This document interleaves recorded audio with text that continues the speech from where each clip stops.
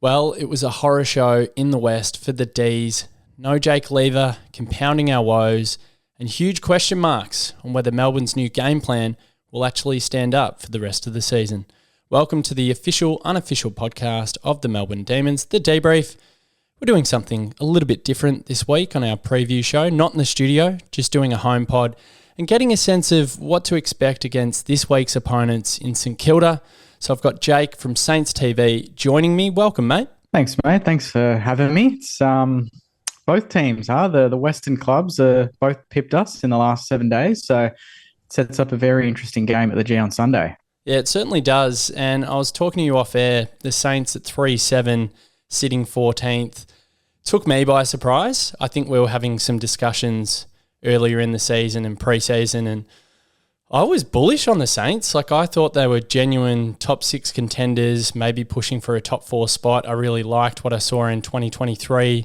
I was at that final, the elimination against GWS. I just thought you came up against an incredibly hot team at the time. I thought they would actually go on and win the premiership. The Giants a little bit unlucky in that prelim. So when I looked back on it, I thought, yep, I reckon the Saints have made the right stuff. It looked like Ross Lyon had everything in place, and it just hasn't fallen that way for you so far. So you must be incredibly disappointed to date. What's going on? Yeah, last year was a great year. We jumped out of the box. We had injuries early. The youngsters kind of led from the front. Owens, Filippo, Caminiti, they all had big first 10 weeks last year, and that set us up for the back end of the season. And then we made it to the finals, which was great. I knew going into this season, and I said it in all my preview videos in the off season, that we set up the defense. We were the number one defense in the home and away season last year. But to go to the next level, to challenge, to be better, we had to kick more goals. We had to be a bit more attacking, find more avenues, more midfield goals. You look at the best teams in the comp, they've got midfielders that kick goals. Melbourne have got midfielders that kick goals, namely Petrarca, who's a big worry this week, but we don't have anyone that can do that. Jack Steele doesn't kick goals. We haven't had Brad Crouch play, and even then he doesn't kick goals. Paddy Dow's come in last week. He's probably the most likely to kick a goal because he's the most attacking, but we haven't played Owens through the midfield. He's played forward. Filippo struggled, so Roland Marshall doesn't have the luxury of having a rest forward because we haven't had any other ruck. So we're still lacking the goals, and our defense is actually leaking a little bit more than last year. So when you put those two things together, the 3-7 doesn't surprise me. You need to kick goals, and if we were Port Adelaide on the weekend against Hawthorn, we wouldn't have had those. We wouldn't have been able to win the game the way Port did because we don't attack that way. It's a really good point, and you're right about the leakiness in your defence. I was so impressed with the way that you were holding up last season defensively, and it seems to have gone awry a little bit in that respect. But just taking a step back and looking at the Saints season in totality, or today, so round one, 8-point loss to Geelong, down there at GMHBA, not the worst result in the world. You're right in that game up to your eyeballs at the very end there.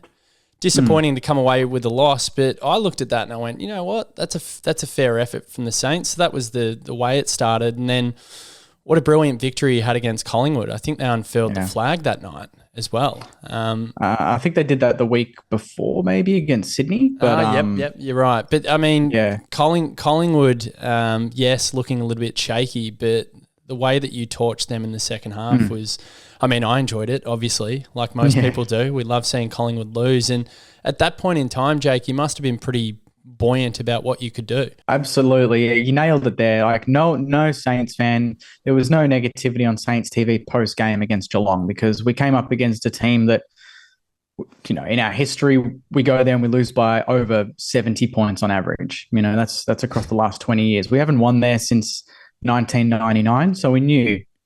I thought, okay, if we're going to go to the next level, we either need to challenge them in Geelong or beat them. We got very, very close. We didn't even play that well that night, and we could have pinched it with a bit more composure, a bit more form. We still had some major players out in that game that would have helped. But then we bounced back, And then we had Essendon and Richmond. And I thought after the Collingwood game, great. I would have taken 1-1. I think all Saints fans, after seeing the fixture, seeing Geelong Collingwood at the G and away, neither at Marvel, would have said, we just can't go 0-2. We just need to win one of them. And then we're settled. And then going into the Essendon game, we were dominant for 2.5 quarters, absolutely dominant. Like you watch that game without seeing the scoreboard and you think Saints are up by 50. And we just couldn't put them away. And we choked. We absolutely choked. And that pretty much was a major turning point in the season because we played Richmond after that in Gather Round and I was there.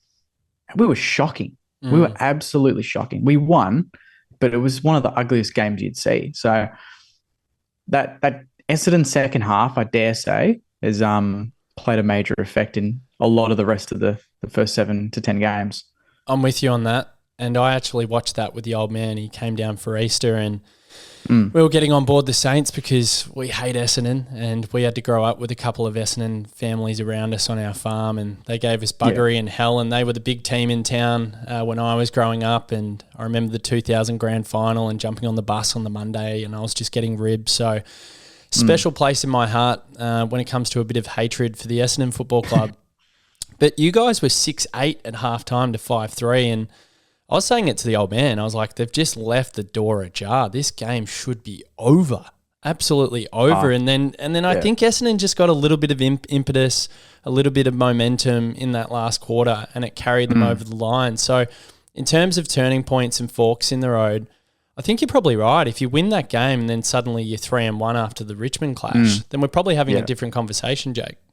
I absolutely think so. I mean, I think that was the first time this year where the crowd, Essendon are obviously a very highly supported club. They're very vocal, especially at Marvel under the roof. They're pretty formidable there.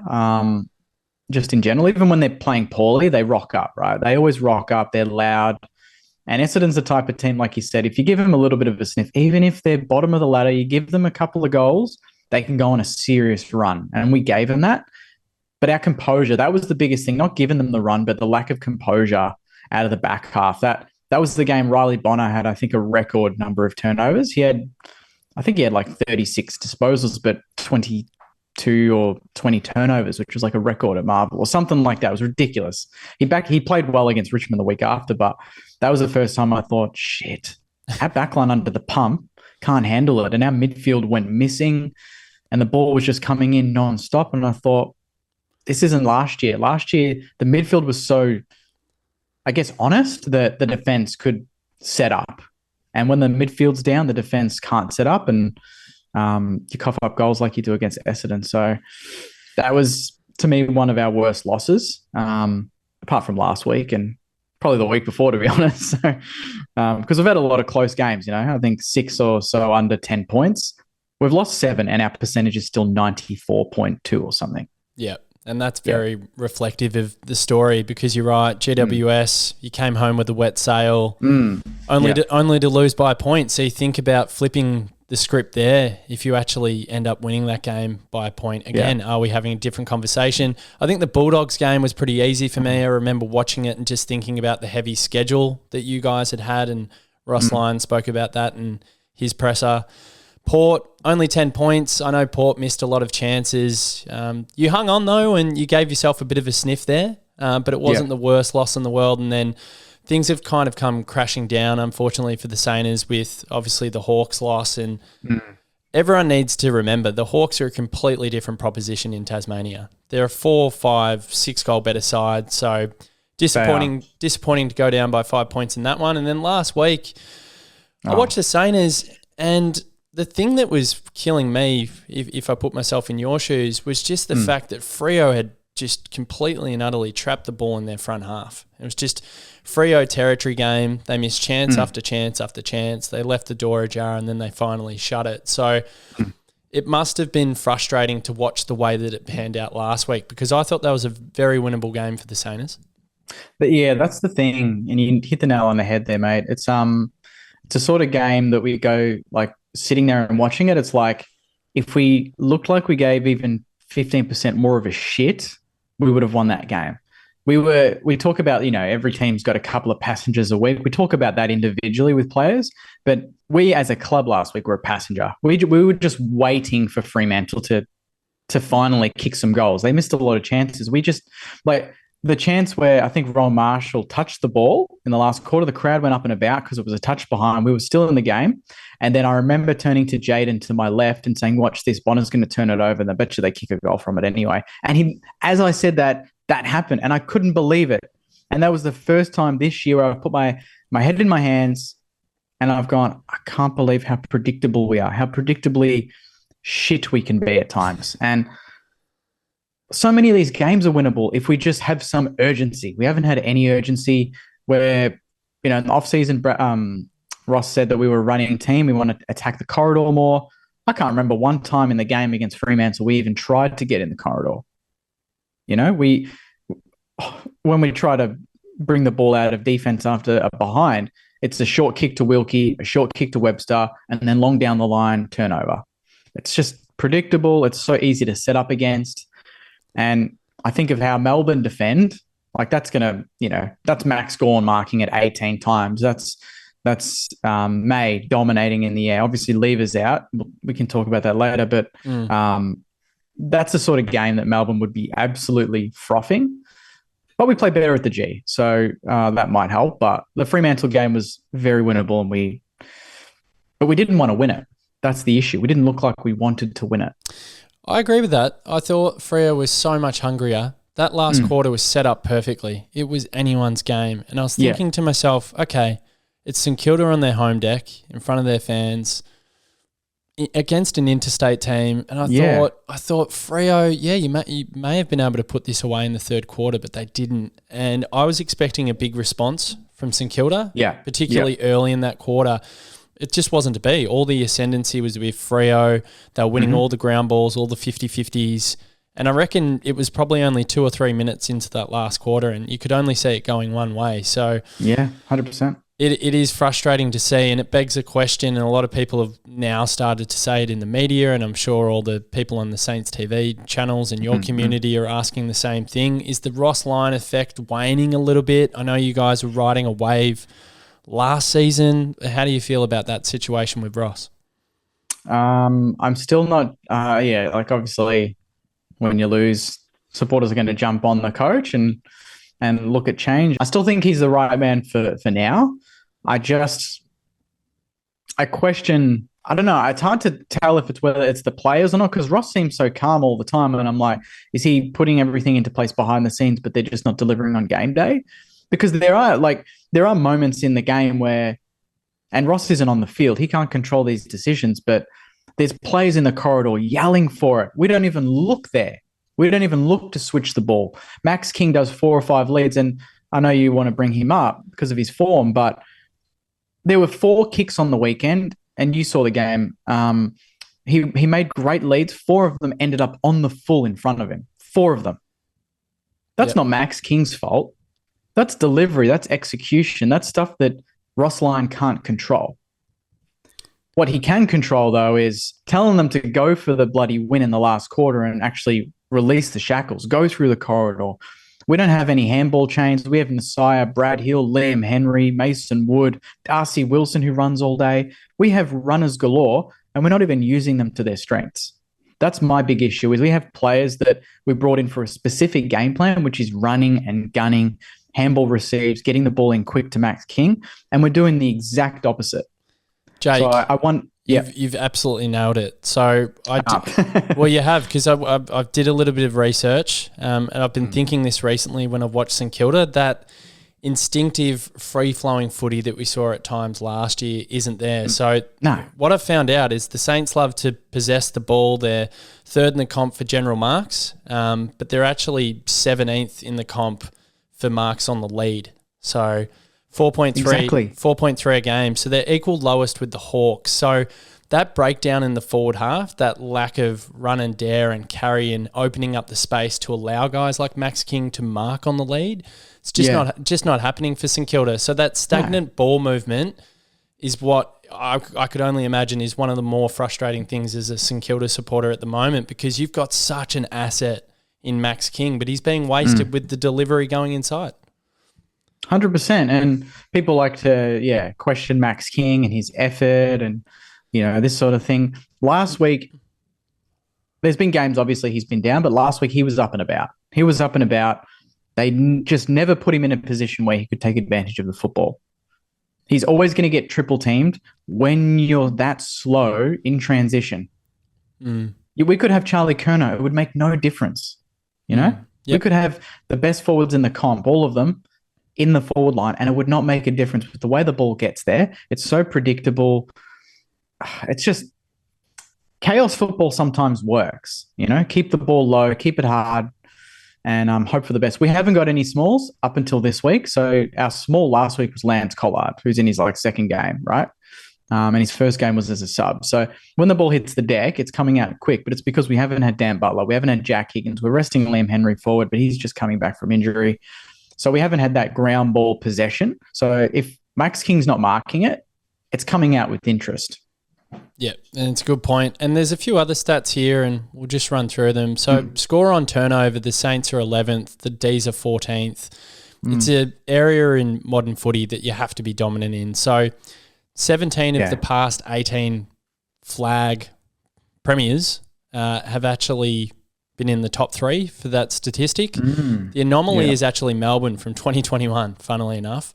So Melbourne and St Kilda both not good enough on turnover, not punishing teams enough. It's a big issue for us. I think the only area that we can probably, I guess, take some solace in is stoppage. So Melbourne is scoring well from stoppage, but I don't think you can just live off scoring from stoppage personally. So we're fourth in the comp for that, and the Saints are 17th for that. And then in terms of pressure acts, funnily enough, St Kilda are first in the comp for pressure acts.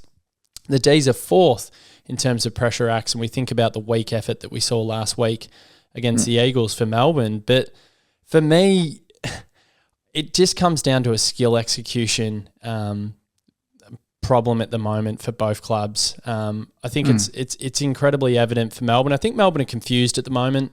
They've been a contest and defence team that have liked to trap the ball in their front half, get repeat inside 50s. It's almost a mirror image of what we're seeing with Carlton at the moment. Carlton are like, we're just going to live off high volume, and we just know that Mackay or Curnow.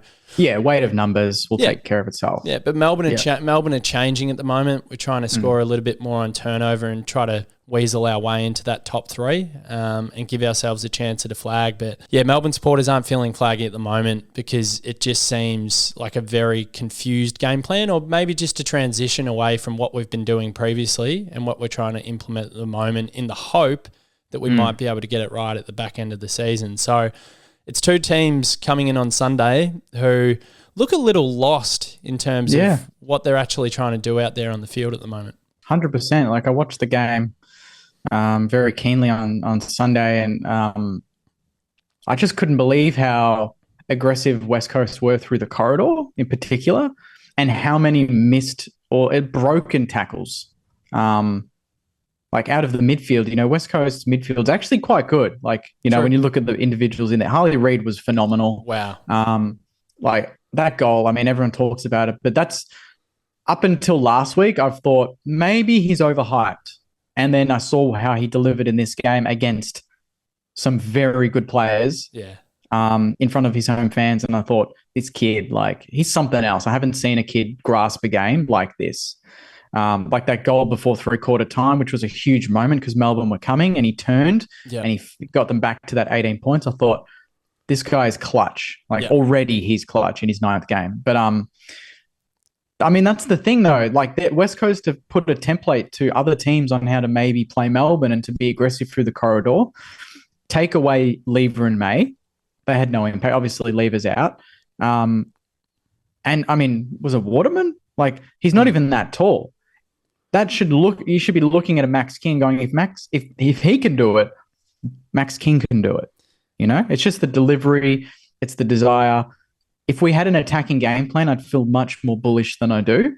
But at the MCG, it's a bit more expansive. That's where we played our best football this year, and that's against Collingwood. We haven't played there since round 2. Yeah, wow. And that's probably why we want to be playing more games there, which is some news this week. Because we play well there. What is that all about? What are the club trying to do there? Because, I mean, we're very fortunate as a football club to play as many games as we do at the MCG. It's our home, our spiritual home. We're the original tenants. Like, it's our home. If you want to stack it up against the likes of a Collingwood, a Carlton, a Richmond, I'm sorry, it's the Melbourne Football Club's home. So we obviously love it and live and breathe getting down to the G every second week. Yeah. Would you be stoked with the idea of just getting back there more from next season onwards, or whenever they're trying to construct this deal? Yeah, I think so. I think over the last couple of years we've been pushing for more games at the MCG, and I think the deal is increasing that to 4 games at the MCG and 7 at Marvel in terms of 11 home games. So I mean, there's certain games that we would definitely draw a bigger crowd, and then obviously make a deal with Marvel's not great. I don't think many clubs have a great deal with Marvel in terms of how much money they make from the games. Like on the weekend, the Fremantle game, we probably didn't even make a profit, to be honest. 19,250 or whatever turned up. Yeah. Against Essendon, I think we were high 30s, but you put that at the MCG, you're probably getting 60. I mean, I don't mind it. I think for us to, we're looked at as a small club. I think this is a strategy to kind of to change that sort of narrative. We've got a big fan base. We play well at the MCG. I don't see why not. I think it's a good idea. I'd be pretty happy to go to the MCG a little bit more. Like I forgot the game was at the G on Sunday, and when I remembered that it was, I was pretty excited to catch the train and to be at the home of football. And I think when around 2005 to 2010, we played probably 4 to 5 games at the MCG. They weren't home games, but we played more games there. And against Collingwood, the Hawthorns, Melbournes, and Richmonds, I think that'd be great. I'd be open to it. Mate, it's the G. You got to get there. It's the G, yeah. It's the G. I think from a credibility point of view, you make a point. You're like, people perceive you as a small club. It probably does give you that little bit of extra leverage as well if you're playing your games there. And if you start playing some attractive footy again, the results start going your way, say next season onwards, you can really build something special there if you do take your games to the G. But Marvel, for me, I don't know. Marvel's, it's strange. Like, obviously, we don't play there much. I think we've only got 1 game there this season against the Bulldogs. The only games I've enjoyed at Marvel over the journey is when it's 45K, the roof's closed. It's loud. It heaves when it's 40 plus. When it's not 40 plus and we're talking like mid-20s, high 20s. It's dead. Yeah, it just doesn't do it for me. Whereas if you've got maybe an interstate team at the G and you're drawing 25 or 30, like you can at least enjoy, if the sun's out, you can enjoy a day out at the G. The walk in there is beautiful. So there's all those other little, I guess, bells and whistles to the MCG that you can enjoy even if you get a smaller crowd at the venue. But at Marvel, it just feels so cavernous and I'm not a massive fan. And look, not a lot of Melbourne supporters are. Like, we're pretty precious. A lot of people say it's too far to travel to Marvel for all the people that live in obviously the southeastern suburbs where most of our supporters are from, like yourself with the Saners. But I think it would be a wise move to get to the G because I think from a brand perspective, you could really build something. Yeah, and I think the deal would be we would not receive any funding anymore from the AFL, I think. No more handouts, so to speak. So it's kind of breaking the shackles there. We don't want to be looked at like, as a small club, but as a club that's on its knees and is only surviving because the AFL are super generous and helping us out. We want to be making our own money and I guess being a bit more sustainable in our own right. And if that means more games at the G, bigger crowds, hopefully better football as well, because over the last 2 to 3 years, we've played very good football at the MCG. We had the 150th anniversary game last year against Essendon, and that got, I think, 69,000, 70,000, and we played some phenomenal football. Pies round 2. I remember a game against the D's, actually. We were struggling, and it was around, I reckon it was 2019, and we came out of the blocks and both teams kicked over 100 points, and it was just such an exciting game. We almost coughed it up in the last couple of minutes. I remember Jesse Hogan kicking a goal and it put it to 5 points, and I thought, shit, we're going to lose this. But yeah, we've had some good games against the D's at the G. '05 in particular is my favorite. Yeah. I was nervous that day. I don't know if you remember it, but I was shit my pants playing the D's in '05. I just thought we'd lose it. And then we came out one by 78 or something. And I thought, what the hell? Yeah, that was ridiculous. The battles in '04 were pretty memorable. I remember, I think Nick Revolt, I think we kicked 9 and we lost. I remember that. Round 12. Kicked 9 and we ended up winning by 10 goals. But I remember walking away from the ground, again, talking to the old man, just being like, Nick Revolt. So even though we'd won by a hefty margin, we were talking about Nick Revolt, like on the whole walk home. Incredible player. I think his best career stats were actually against Melbourne. He used to just torch us for fun. Nick, what a phenomenal player. We'll talk about some of our favourites at the very end to wrap up. But yeah, we look, we've had some good games over the journey. I remember 06 elimination. Yeah, 06. Grant Thomas's last game. I was going to say, like, that was memorable for us because you guys had us on toast. I think it was a 20-odd point margin at halftime. There was that incident where the G train tries to go around Nathan Carroll. And got tackled. And I think he hurt himself to the point where he probably should have gone off. Like, he was playing injured in the whole second half, and I think that was a turning point in the game when you looked back at it. But yeah, that was very memorable for us because in '04 we lost to Essendon in the elimination final. '05 we lost to Geelong in elimination final, and then we finally broke through against you guys. Went over and played Freo the next week and got done. But we obviously enjoyed that. And then we fell off a cliff, Jake. From 2007 to 2014, we were just an absolute rabble, like one of the bigger basket cases that we've seen in the modern era. So it doesn't get lost on us that we've seen some lean times as well. Yeah, I think that's something where we both have in common. Obviously, you've had the glory more recently, but we've seen some pretty dark times. I'm hoping we're past that.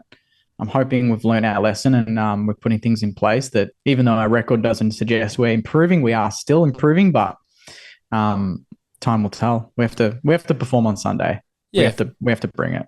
For sure. And I think the other thing that maybe has been lost on people, so St Kilda, 9th most experienced list in the comp, 93 games per player as an average. Melbourne, 4th most experienced list, 112 games per player in our squad. So, look, Melbourne's window is probably closing. It's pretty obvious. Stephen May's not getting any younger. Max Gawn as well. And we need to get the best out of Christian Petrarca and Clayton Oliver and Jack Viney, who's just turned 30 recently. So I think there's a real fear with Melbourne supporters at the moment, and losses like we had against West Coast on the weekend certainly reiterate that fear that a lot of people are glass half empty. And I put a poll out yesterday on that saying, what camp are you in? How are you feeling? And it was almost 50% of people said they're glass half empty. A lot of other people just saying, because I put it in the poll, let's just wait until King's birthday. But I mean, it's almost a little bit ridiculous for me to pose that question in hindsight, because let's not worry about King's birthday. Let's worry about coming up against a St Kilda team on Sunday who have underperformed, who have been a little bit unlucky in a few of those games that we've mentioned. There's just as much pressure on you guys to perform for your members and your fans and finish off with a flurry. Like, give yourselves a glimmer, an absolute glimmer of hope that you can go on a tear and go on a run. We saw it with Carlton last year when they were 15th at one point, I think after they lost to Essendon, and then they had that miraculous run to the finals and won a couple of finals. So it's never dead and buried until it's done. And I don't think Melbourne should look beyond Sunday because it's going to be a tricky one for us.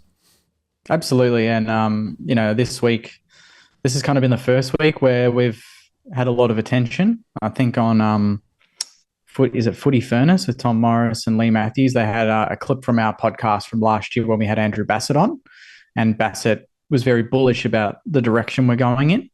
And now that's, in hindsight, doesn't look like it's coming to fruition, but he did say that when we were 10-8 or 10-7 or something and playing pretty good football and defying the odds. And then again on Footy Classified, they showed that same clip. So that's doing the rounds at the moment about the president. But if we bring what we brought last week, it's going to be an ugly day because I do expect Melbourne to respond pretty strongly. But if we bring our best or anything close to that, and Melbourne aren't quite at that level yet. I don't think it would surprise many people if we did win, to be honest. I don't think it would be a major shock. I know the odds say we're major underdogs, but to me, Melbourne are a team that's, when I look at them, I think, geez, they're very, very good. They're very well drilled. They don't kick a lot of goals, kind of like us. They leave the door open for a lot of teams. Yep. And if you get a bit of a run on, especially with Lever out, and you kind of just don't break even, just kind of limit the impact of the midfield, because we will lose the midfield. That's a given. Just limit it, or our defense plays well, stands tall, because your forward line is, I guess, always been that question mark. Is like, where do the goals come from for Melbourne? Bailey Fritsch is obviously a superstar, but is he going to be good for 4 or 5 every single week? You need that Petrarca role to go through it and kick 2 or 3. If that doesn't happen, maybe we're in with a chance. Yeah, no, I definitely think so. And the ruck battle too, that's huge. Gawn and, I mean, Marshall's been, I think, outrageously good for us. He's been our best player all season, so that's going to be a good battle as well. He's a freak. I absolutely love him. I think he's a jet. What he did to Gawn and Grundy last year when we had the injuries, yeah. Yep, in that Marvel game. We were fortunate with those injuries early in the clash. And again, we left the door ajar at different times. I think we kicked it accurately as well, 12-5 or 14-5 or something off the top of my head. Yeah, we missed a lot of chances, I think. Yeah, we were lucky. There's no doubt we were lucky in that clash. But Rowan Marshall is a serious player. So the big thing for me this week is maybe it's time to give Tom Fullerton a chance. So we've brought him in. He's a former Brisbane player. Didn't get a lot of opportunities up there. Yeah. Only played about 20-odd games. But I don't know.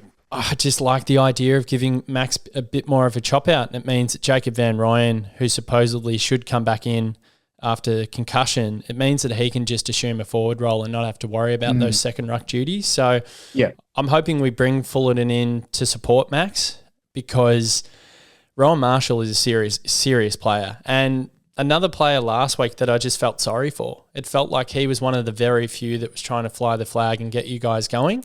But he just didn't have enough support, Jake. Nah, the last 2 weeks he's been our best player. I think the last 2 weeks he's had over 70 possessions, over 60 hitouts. I think he had 20 or so contested the week before. Like, he's breaking his own sort of personal records. He's doing everything he can. People still question him because of our midfield and his hitouts to advantage and if they're good enough or not, because he does like to win clearance on his own. He'll grab the ball out and just hack it forward. He's very aggressive that way. But I can't question him. I can't. If anyone questions him, I'm just thinking, geez, like, you're a sad person, because this guy is willing himself and trying to win every single contest for his team. He's a one player every week. I know what I'm going to get. I know he's going to give his heart and soul to the club. We just need more players to follow suit. Yeah, to come along with him for sure. Just a few players I want to speak about. One of them is Jack Billings, but we'll get to him last. It's been a really interesting experience with Jack ever since he pulled on the red and blue. But I want to talk about 2 younger players for the Saints. So Darcy Wilson, he looks a serious footballer, pick 18 in the 2023 draft. Oh, God, I mean, I reckon you've got one for the future here. Yeah, he's hit the ground running. I'm not surprised, to be honest. I was a huge rap. I was really excited when we got him. And I've spoken to a few people that know him personally, and it's no surprise to them the way his mentality, the way he trains. Even in the first couple of sessions when I went in the preseason, the way he like, they talk about time trials and they mean nothing really, but the way he blitzed, like, it wasn't just a little bit of a win. There was, I think, the second 3K that they did, it was like Windhager, Filippo, Steele, they were all kind of leading the way. And with 200 meters to go, this guy just flies past them. I didn't even know who it was. And then everyone's just saying that was Darcy Wilson. I'm like, you're joking. He looked like he just started sprinting. Like, he had just entered the last 200 meters without breaking a sweat. He doesn't go red in the face. The kid can run, but there's a lot of footballers that can just run, but he can use the football. He's a hard nut, and he's good for a goal. He loves a goal. A couple of weeks ago, he kicked 3 and looked really natural forward. I think he will evolve into a very handy midfielder with that explosive. He's got the speed with the endurance, which is a very dangerous combination. So can't wait to see how he goes in the next, 50 games or so. It'll be exciting. Yeah, no, I think you got a really good one there. The other one who I'm very bullish on, and I think he's just suffering from second-year blues, is Matthias Philippou. Yeah. He burst onto the scene in a similar fashion to Darcy last year. He was phenomenal. I loved his video when he first got to the club and he was meeting all the players and he was just in awe of them. And he seems like a really charismatic kid. He seems like a great kid, made of the right stuff, but it just hasn't fallen his way this season. And as I said, maybe that's just purely second-year blues. It could be. I mean, in the preseason, like I lived at the football club. I was just going to every session, and even just myself before training even kicked off, I'd be there on the Saturdays having a kick with a mate, and he would be in there in the gym. And I messaged him once. I'm like, mate, have you moved into the football club? He's like, yeah, like I live in the locker room basically. And that's true. That's a running gag. He does it. He's either home or he's at the football club. He doesn't go out. He doesn't do anything else. He's at the football club more than he is with his family, probably. He's such a driven kid. And I think, other kids probably have better form, but they don't have that mentality. I love that he's got that mentality first. And hopefully that means if he just keeps doing what he's doing, that form will come. But we are playing him a lot heavier in the midfield. Obviously, he's not playing that high half forward role that he did last year where he could have 10 disposals but kick 3 goals and be a major difference in the game. I think, to me, I'll be honest, to me, he's a gun forward pocket at the moment, and Mitch Owens is the midfielder. But we've got it the other way around, and I think Owens is losing his spark forward, and Philippou's probably not up to speed in the midfield, and that's costing him and probably making him look worse than he actually is, to be honest. But I'd still say he's learning. But it's just not looking great on the stats sheet just yet. For sure. Let's move on to this guy, JB, Jack Billings. It hasn't worked out for him yet. I mean, he's really started to fall out of favour with the Melbourne supporters. I know a lot of injuries, not getting a lot of continuity in his game when he was at St Kilda. Yeah. But he played some good footy. 2019, 18, 17, there was a good 3-year period there. He was a regular. From my point of view, outside looking in, when I watched St Kilda games, it looked like he was contributing. He was having an impact. So how do we get the best out of him, Jake? Because I'm not going to say I was terribly excited when we picked him up, but I just thought to myself, you know what? You never know. This guy might actually become a solid contributor in the same way that Ed Langdon has been for Melbourne out in the other wing. And I know that JB is playing a bit high half forward and on the wing and sharing that responsibility with Caleb Windsor. But I was like, yeah, maybe we just get a role player and we get someone like an Ed Langdon who's become really important to us. But again, we talk about, it not working out for Philippou in his second year. It's not working out for JB in what I think is his 11th year of football. No, I mean, I'm looking now. His stats are very reminiscent of, I guess, I would have guessed what his averages are, just as a Saints fan. He's got averaging roughly 15 disposals a game, 0.2 goals, 247 meters gained, 70% time on ground. So that's just no surprise to me. The thing with JB is, for me, when I picture him, and you say Ed Langdon, you kind of liken the two. Ed Langdon, to me, is a handball receive, can take a few bounces, be really aggressive on that wing, up and down. For me, JB is a lead up half forward, takes a mark and kicks it sideways, or goes for the safe 15-meter dart. And that's just, he's a very safe player for me. He's not, and he doesn't have pace. I mean, you look at all the really good wingers, they have pace, they're aggressive, they're good for a couple of bounces. I can't remember, even as a Saints fan, when I think about it, say Membry marks it on the wing and he handballs to a JB running past, and JB takes 4 bounces and then hits a target inside 50. I don't think I've ever seen Jack Billings do that. Yeah.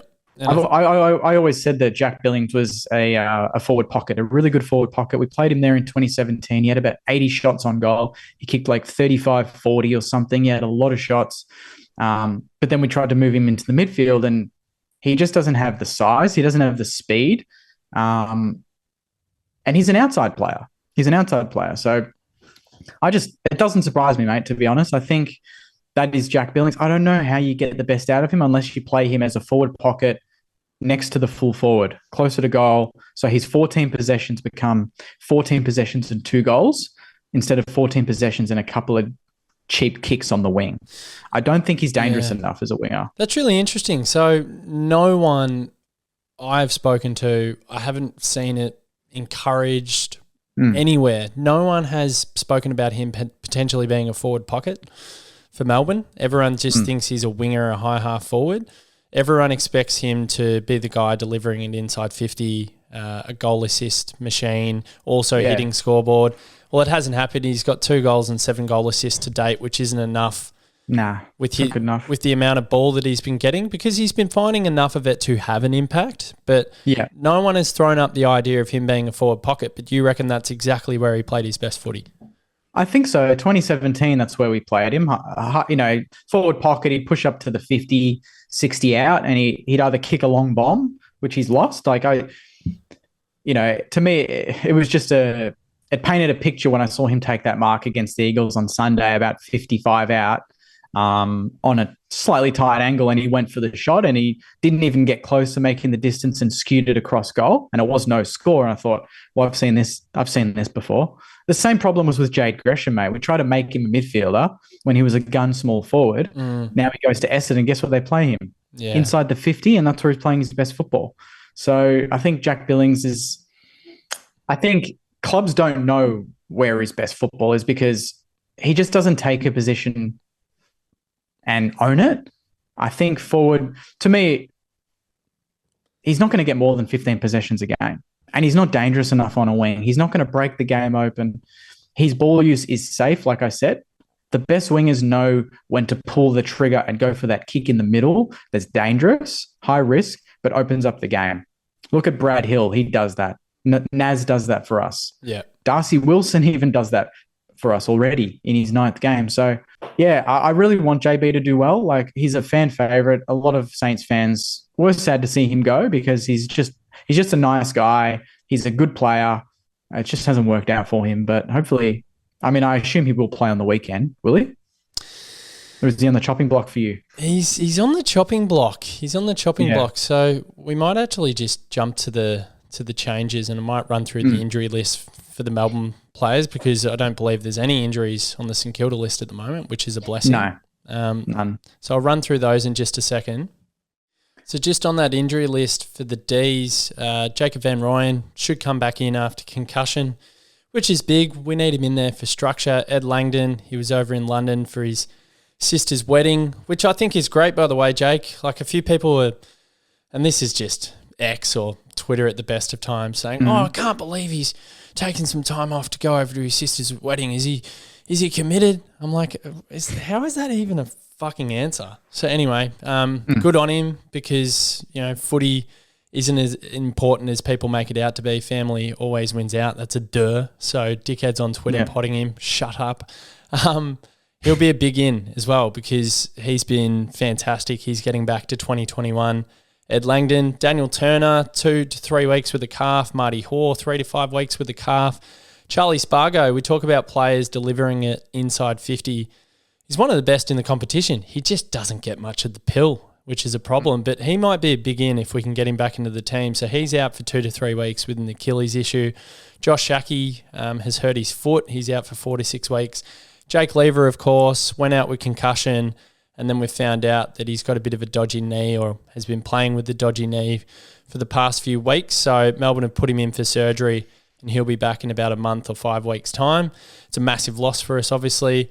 And then the last one on the injury list is Jake Melksham, who, of course, last year wound the clock back and was superb for us with our run into finals, but unfortunately did his ACL in that very last game against Sydney. So he's nearing a return, which is huge for Melbourne fans, 4 to 6 weeks. So hopefully we can see him in the back half of the year.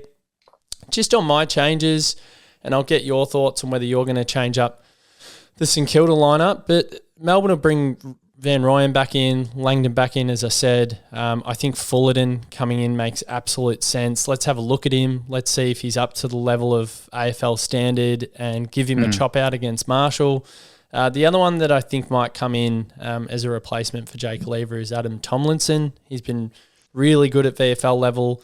he's too good for Casey. He's too good for the VFL. And I think with Lever going out, he'll finally get his opportunity. And then Ben Brown, unfortunately, I think the ship has sailed with him. I think you probably saw it on the weekend when you're watching him against the Eagles. He just struggles to compete now, Ben Brown, and just a bit over the hill. I've got Billings out of the team this week, so that would be devastating for him, Jake, given the fact that he probably circled this one on his calendar and was looking forward to playing his former employers.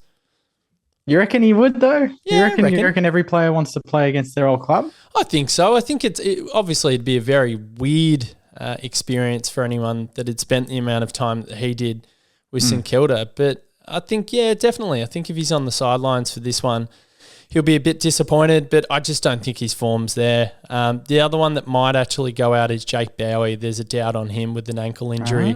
I rate him. I really like Bowie. Really good player, great foot skills. We just need to get the ball into his hands more coming off half back if we want to play that turnover game. So he'd be a big loss, but Tajwa Woden, who was a sub that came in for Jake Lever when he went down last week, has been doing some really good things. So he might be the obvious replacement at half back if Bowie doesn't get up. And then, as I said, Jake Lever obviously goes out and maybe an Adam Tomlinson goes in. So a fair few changes there, and I remember, was St Kilda make 6 changes last week against Freo? We made 6. Yeah, so it's always interesting. Be 6 again. Well, I mean, I can come to you right now and talk about your potential changes, but I always get a little bit worried when I see more than 3 or 4 because I just think about continuity in a side, and I think managing players is one thing, and we've seen Geelong do it really well over the journey. But yeah, I don't like seeing too many changes from week to week. I like a settled side. So if we go with the 3 or 4, it's probably teetering on the edge for me personally. But what about you guys? Yeah, well, last week we managed Tim Membry and Seb Ross, which I thought was a bit of a mini statement from Ross. I don't think they were actually managed. Tim Membry probably should have been dropped a few weeks ago, to be honest. Seb Ross, I think, may be more likely to be managed because he's been playing high midfield minutes because our midfield's been a bit depleted. I could imagine them both coming back. I don't think either of them played for the VFL, obviously, so hard to picture what's happening there. But Jack Higgins is definitely back from his ridiculous 3-game suspension. It felt like 10 weeks, but I can't believe it was 3, and we've missed him desperately. Awful call by the AFL, and doesn't surprise me that a Saints player copped more weeks than he should have. So Jack Higgins back is huge. He loves the G. Played against the Pies, kicked 4. He's one of our leading goal kickers already. He's missed 3 weeks, but he still kicked more goals than Max King. So he's been in good form. Dan Butler is fit. So we could get Higgins and Butler.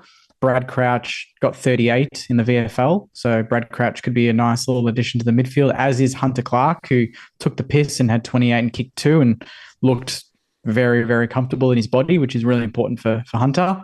So that's already 4 or 5 there. And Jack Hayes, we managed him. He kicked a couple.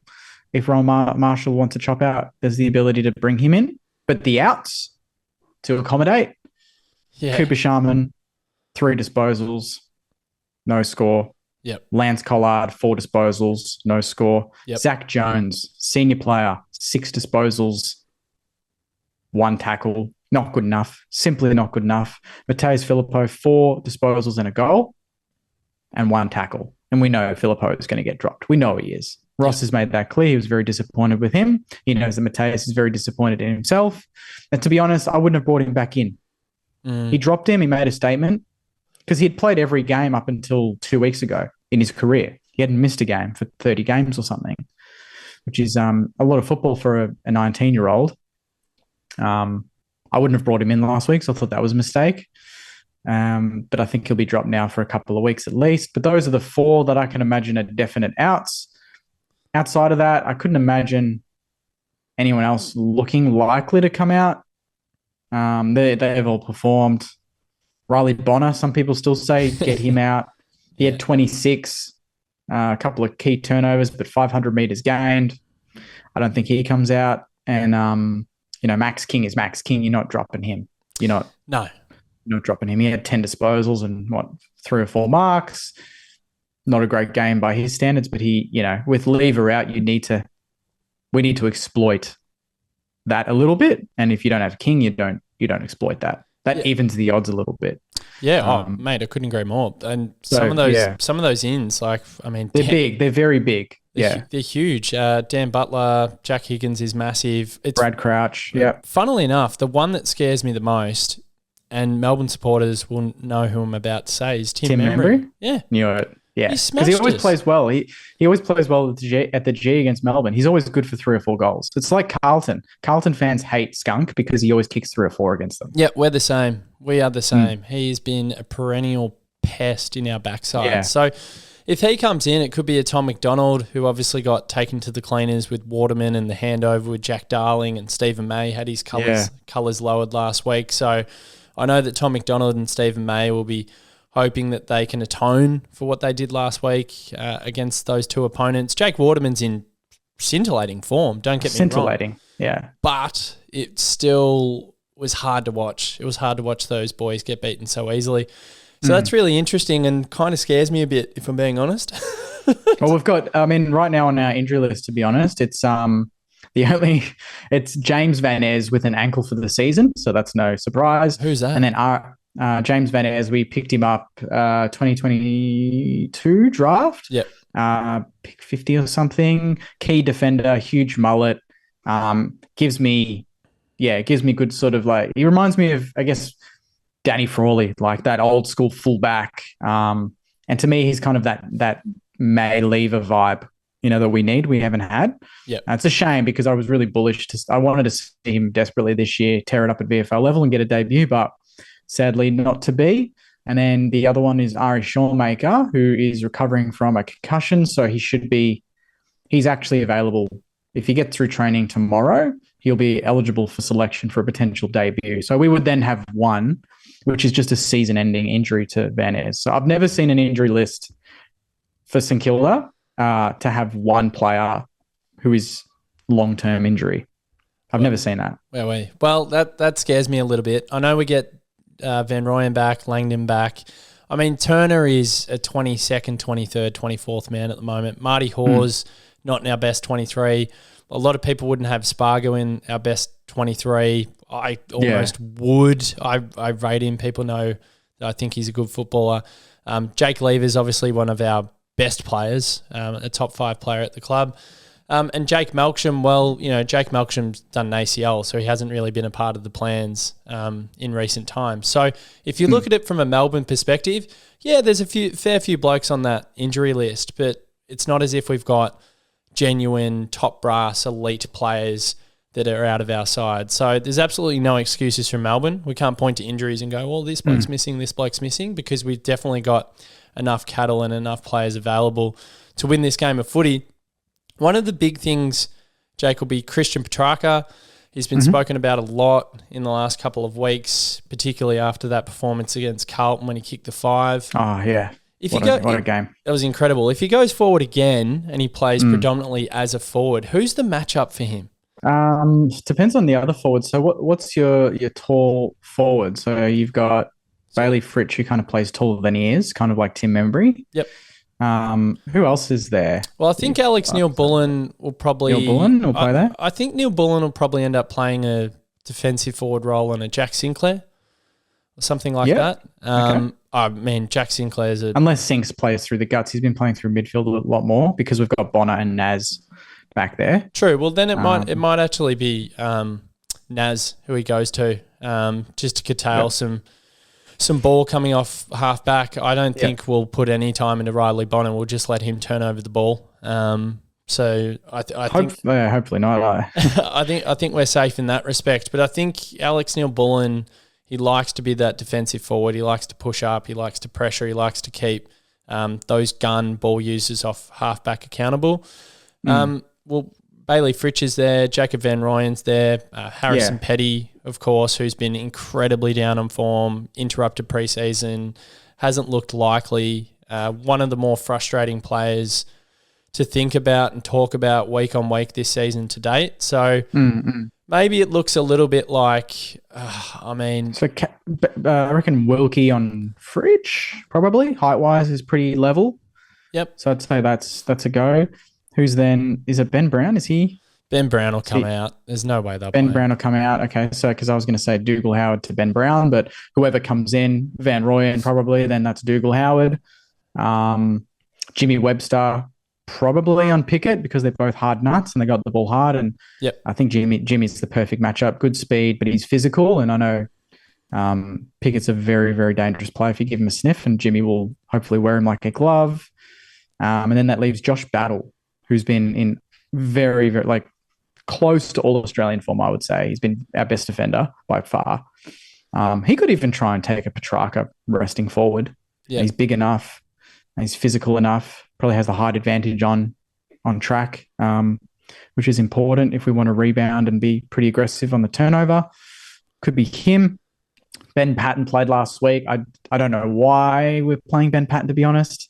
He could be an out, so it wouldn't surprise me. But yeah, I think those are probably the key matchups. And then Nasir and Bonner, I don't think they're not really a defensive matchup for anyone, you know? They don't defend. they're the sort of, they're the icing on the cake players that the big Wilkies and Battles and Websters do the hard work, and then you get it out to those blokes to hopefully rebound and hit a target moving forward. Petrarca in the midfield, I reckon Winhager. I'd love to give Winhager the tagging role on him. Yeah, I was going to say, so Track has been speaking about this a lot in the media. He's wearing a tag at the moment. I think he just needs to just suck it up. It's a compliment. Get on with it. It is. He's the best player in that team. He's in awesome form.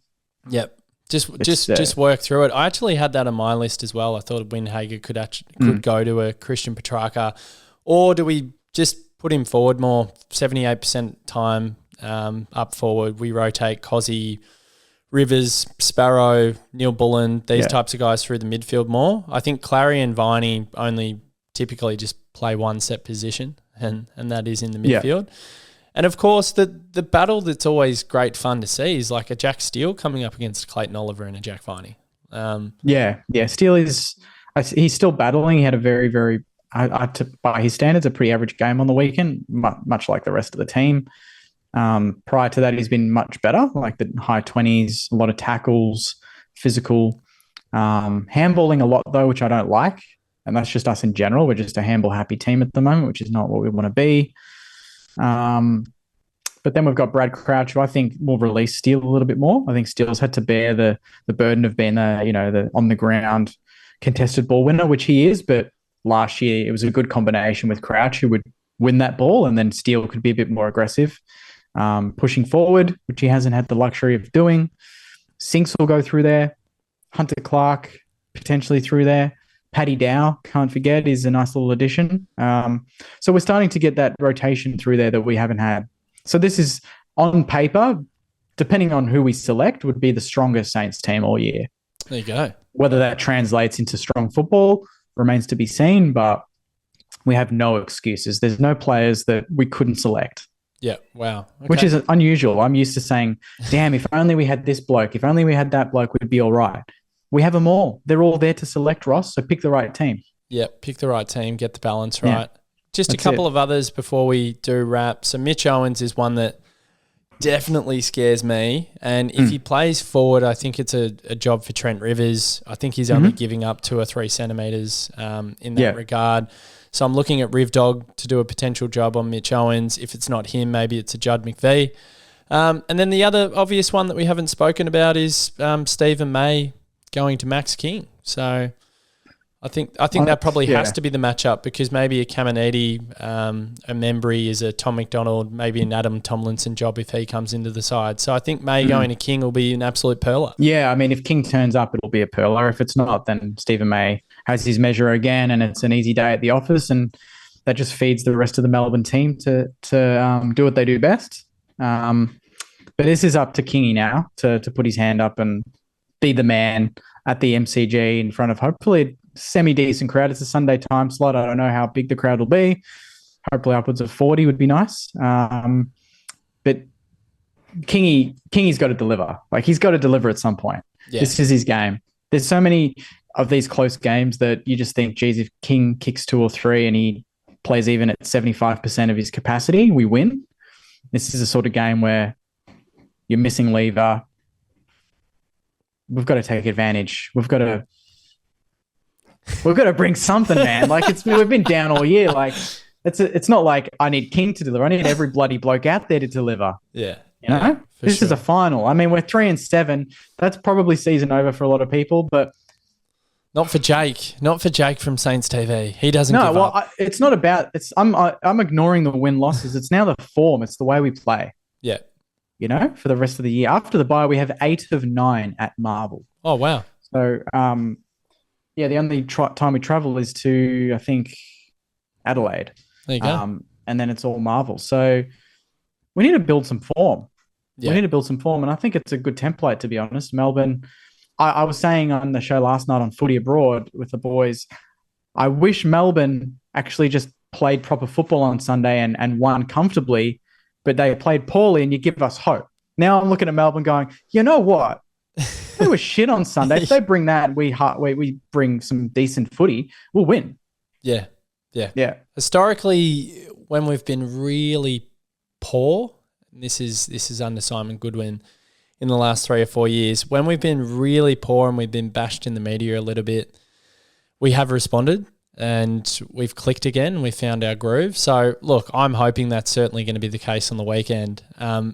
Melbourne need to bring a better intensity to start their games. Our first quarters in recent times have been putrid, absolutely putrid. So I think the start's going to be all important. If we give you guys some of the impetus early, we might be chasing our tail again and then suddenly we're up against it. So my big thing for Melbourne this week is just to make sure you start well, set the tone, get a nice little buffer at quarter time and then take it from there. I've got this horrible feeling that Melbourne will potentially go through the motions again and not click into gear until maybe a second half, like we've seen a lot in recent times. It's been annoying the shit out of me. So that's my big thing that I want to put on the agenda for Melbourne this week. But yeah, I mean, as it's the same thing for you guys with selection and having a full list. It's the same thing for Melbourne. Like the standards at the footy club are incredibly high.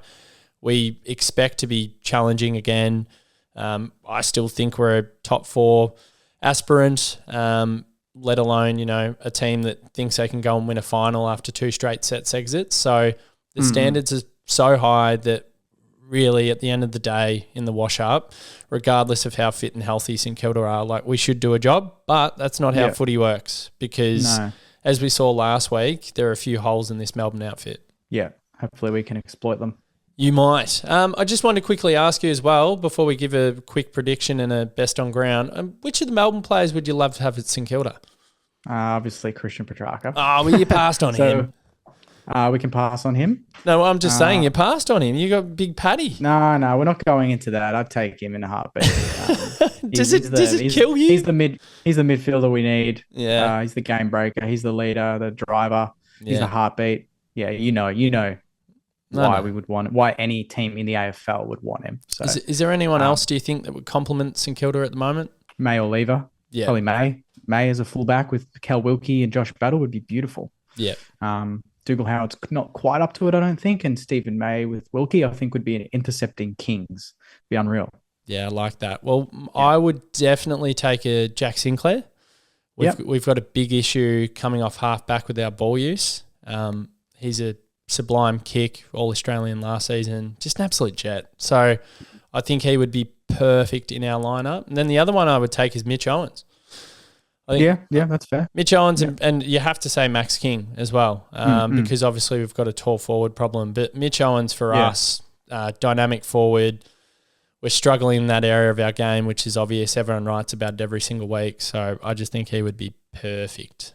So they're my few that I would integrate into the Melbourne lineup. And then I spoke about Nick Revolt before and how much I loved watching him over the journey, but just some past players. The other two that spring to mind for me are the G-Train.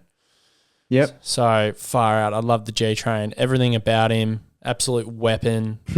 The mullet, the aggression, the goals, the no fucks given attitude. Such a good player. And then the other one, which I think is a bit of an obvious, but Lenny Hayes, far out. Like, what a berserk footballer. From the very top shelf. So they're honest mine. Bloke, yeah. No, that's good. Mine, I mean, I love Davey at his best. Yeah. Just his ball use, his speed. I thought he was one of the some games I used to watch and just think he's hitting everything, like every kick he's hitting. Yeah. And we have good kicks. He was just on another level. I just love the way he went about it. Uze, obviously, I was a big fan of just any forward, really. So Robertson, Uze, I thought they were exceptional. Obviously, David Neitz, everyone loves. I had I don't know. I really like Jeff White. I don't know. Just the way he went about it, is really honest footballer. He was a good ruckman. Something about him just jumped out to me. And Saints, we didn't really have any rucks between 04 and 09 apart from Michael Gardner. So I always thought, what's a team with a half decent ruck? How would they go? And he would have been nice in 04, 05, I dare say. Yep. Yeah, I don't know. Melbourne were always a team that I was just worried because of those forwards that I just mentioned, and I would have taken any of them at the Saints. David Neitz and G-Train with Nick Royalt and Kajitsky and Milne. Yeah, Milne, far out. I mean, Adam Schneider, we had some pretty absurd footballs at times, Goddard, Balsano. Oh, mate, Luke you guys we were stacked. We were absolutely stacked. I've said on this podcast, everyone talks about, Melbourne should be three-peating, which I think is a media myth and it's built up far too much. You should be winning more. I mean, far out, guys. I've said it before on this podcast a lot. Go and look at St Kilda. St Kilda's Go and look at us from 04 to 2010, and we had the most wins.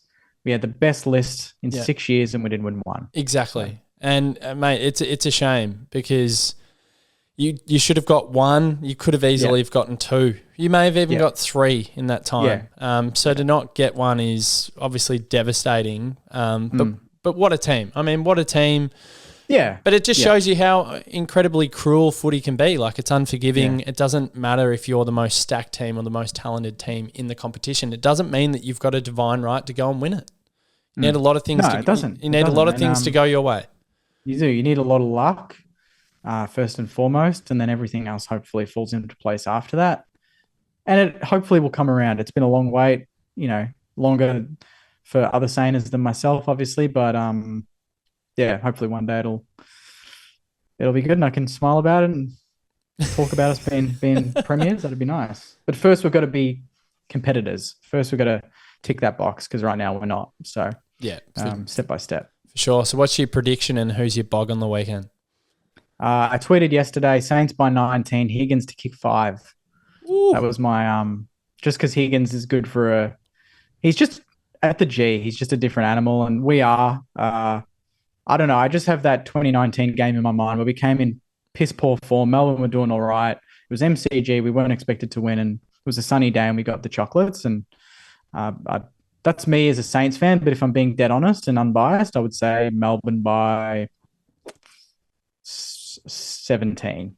Probably similar margin, 3 to 4 goals. It's funny. So I've got Melbourne by 17 myself, actually. There you go. Yeah, I don't think it'll be a blowout either way. No. I think it'll be a really contested, slow game. Probably slow, low scoring based on the history of the two teams this year. Unless Max King fires, which could just simply take the game away from Melbourne just on its own. But he hasn't fired all year, so I'm not I'm not betting on that just yet. Yeah, I'm with you. I'm feeling like an 80 to 63 setup.